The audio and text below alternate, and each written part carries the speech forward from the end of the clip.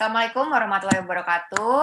Salam sejahtera bagi kita semua. Perkenalkan Bapak Ibu sekalian, nama saya Dr. Galuh. Saya dari PPDS Kardiovaskular Rumah Sakit Saiful Anwar Malang. Selamat datang di Saiful Anwar Cardiovascular Society. Pada sesi kali ini kita akan membahas tentang olahraga yang aman selama bulan Ramadan. Nah, Bapak Ibu sekalian, mungkin banyak yang sudah rutin berolahraga ya selama pandemi ini untuk menjaga imunitas. Kemudian akan memasuki bulan suci Ramadan, mungkin Bapak Ibu sekalian memiliki kekhawatiran, apakah saya masih bisa tetap berolahraga selama saya berpuasa, olahraga apa yang aman, kapan olahraganya, kita akan simak di sesi kali ini. Baik, nah, kita akan bahas dulu apa itu olahraga ya. Jadi olahraga itu adalah gerakan tubuh yang teratur dengan irama yang bertujuan untuk meningkatkan kebugaran dan imunitas tubuh manusia. Jadi kalau misalnya Bapak Ibu semua di rumah misalnya melakukan menyapu atau memasak ya, atau mungkin melakukan kegiatan lain di rumah tapi tidak teratur dan tidak dengan irama, kita belum bisa bilang itu sebagai suatu olahraga. Jadi kalau misalnya di rumah, oh saya sudah olahraga dok, ngapain Bapak Ibu olahraganya? Saya masak-masak di rumah atau berkebun itu belum termasuk dalam olahraga ya, tidak sesuai dengan definisi. Jadi definisinya adalah ada gerakan tubuh yang teratur dan dengan irama.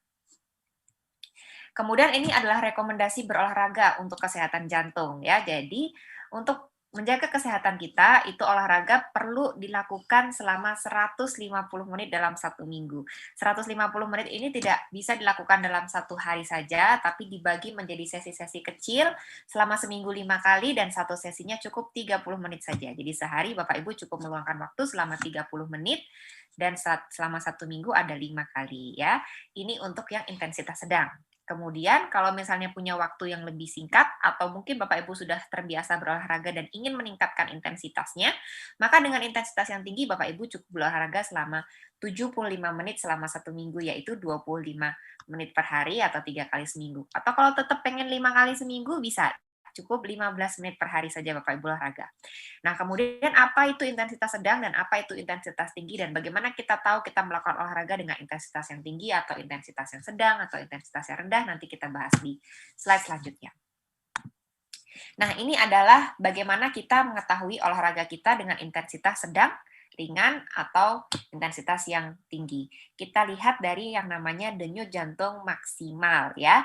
Jadi Bapak Ibu cara menghitungnya mudah sekali dengan 220 dikurangi usianya Bapak Ibu sekalian. Contohnya, Bapak Ibu usianya misalnya 60 tahun ya, jadi 220 dikurangi 60 berarti maksimal heart rate atau maksimal denyut jantungnya adalah 160 kali per menit ya. Tapi itu tidak boleh olahraga sampai di denyut jantung maksimal. Jadi cukup di 50 sampai 70% atau itu namanya intensitas sedang atau dengan intensitas tinggi itu 70 sampai 85% dari denyut jantung maksimal ya. Jadi kalau misalnya denyut jantung maksimalnya adalah 160, maka di sini bisa berolahraga targetnya adalah antara 80 sampai 136.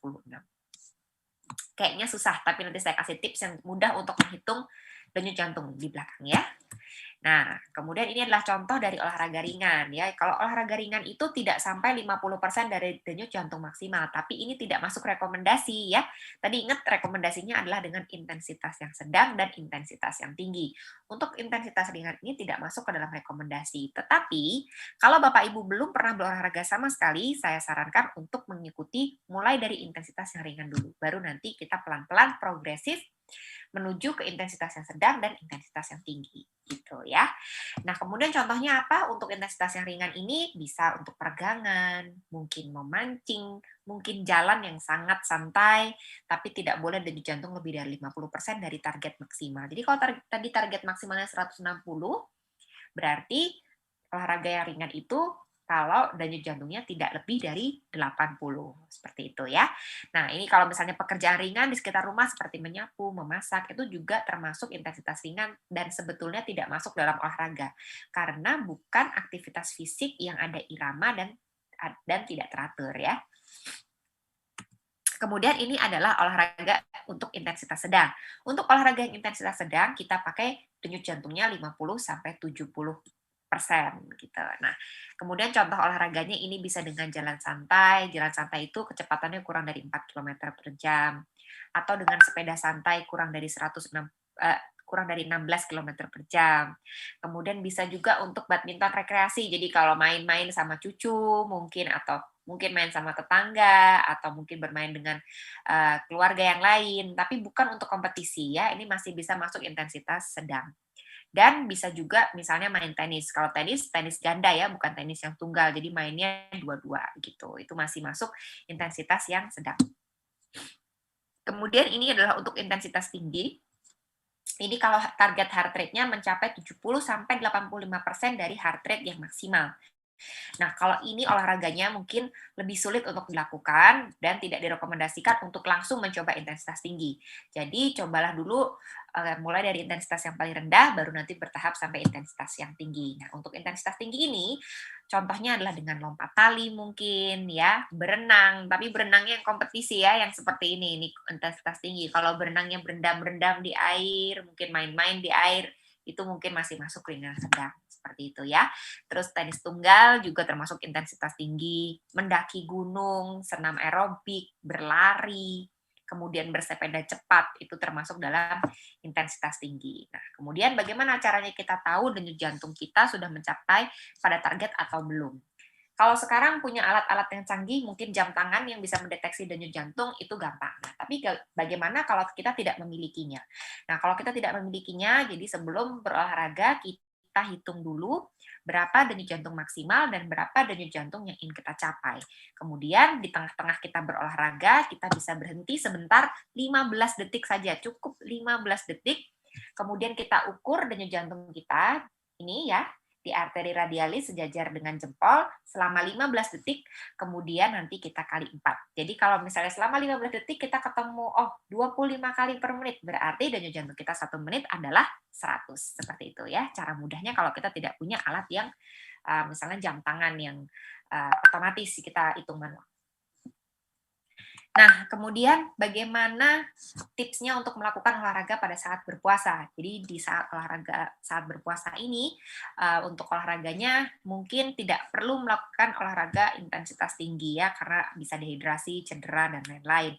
Jadi direkomendasikan cukup melakukan olahraga dengan intensitas yang ringan dan intensitas yang sedang saja. Kemudian kita juga perlu menentukan waktu yang tepat untuk berolahraga. Nanti saya kasih tipsnya ya di belakang. Kemudian tidak mencoba olahraga yang baru untuk pertama kali pada saat kita berpuasa. Jadi kalau belum pernah bersepeda cepat, jangan coba-coba pada saat berpuasa, atau belum pernah main tenis, jangan dicoba pada saat kita berpuasa gitu. Karena kuncinya adalah ini dia yang keempat. Kuncinya adalah start low, go slow. Artinya kita mulai dari intensitas yang paling ringan dan kemudian ditingkatkan secara perlahan hingga intensitas yang kita inginkan. Gitu ya. Nah, kemudian selanjutnya ini adalah kapan waktu yang tepat untuk kita berolahraga di saat kita berpuasa. Nah, ada 3 pilihan waktu ya. Yang pertama ini adalah setelah sahur. Kalau setelah sahur, keuntungannya energi kita cukup tinggi, kita sudah makan, kita sudah minum ya. Kemudian setelah makan dan minum, hendaknya kita punya jeda waktu untuk berolahraga. Jadi dijeda dulu kurang lebih 20 sampai 30 menit, baru setelah makanan turun kita bisa olahraga. Jadi kerugiannya apa? Mungkin waktu kita pada saat kita berolahraga setelah itu tidak sempat untuk makan minum lagi karena mungkin sudah melalui waktu dari imsaknya gitu. Jadi sudah tidak bisa makan minum. Nah, di situ kalau intensitas olahraga kita terlalu tinggi, mungkin kita bisa dehidrasi, kita terlalu haus, energi kita kurang, sedangkan kita masih punya 1 hari untuk berpuasa. Itu kekurangannya. Nah, bagaimana tipsnya kalau kita memilih olahraga setelah sahur? Mungkin yang bisa kita lakukan adalah olahraga-olahraga yang ringan saja. Mungkin jalan ke masjid, kemudian nanti mungkin pulangnya muter agak jauh, seperti itu. Tapi jangan jalan terlalu cepat, supaya denyut jantungnya tidak terlalu cepat dan intensitas tidak terlalu tinggi. Nah, ini adalah waktu sebelum berbuka puasa. Nah, ini banyak juga dipilih oleh orang-orang yang sedang berpuasa tapi tetap ingin berolahraga, waktu ini sering dipilih ya. Karena keuntungannya setelah selesai olahraga langsung bisa makan minum karena setelah itu buka puasa ya. Tapi kerugiannya mungkin energi kita agak turun karena kita habis puasa 1 hari penuh, kemudian kita mau olahraga, mungkin energi agak kurang.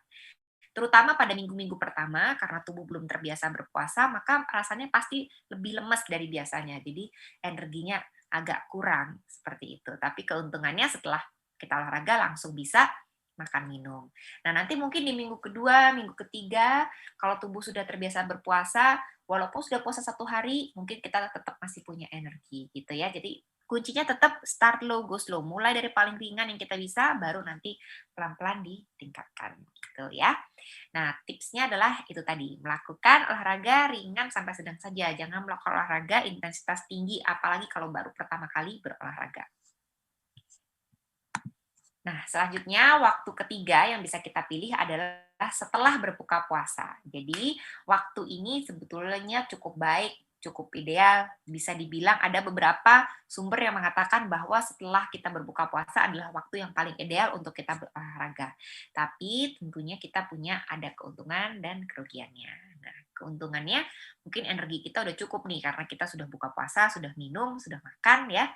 Tapi kekurangannya waktu kita sempit. Nah, perlu diingat bahwa setelah kita berbuka puasa, kita makan, kita harus berikan sedikit waktu jeda sampai makanan kita turun, baru kita berolahraga.